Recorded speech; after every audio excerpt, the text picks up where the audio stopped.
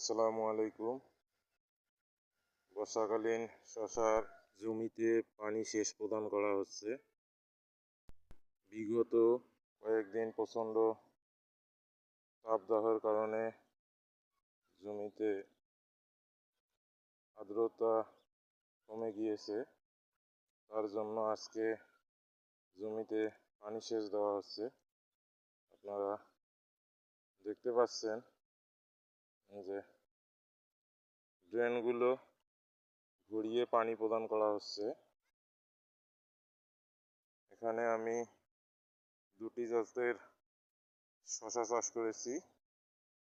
একটি হলো এআর মালিক সিডের মালিক 2728 এবং অন্যটি হলো ব্র্যাক সিড কোম্পানির থাইল্যান্ড 1।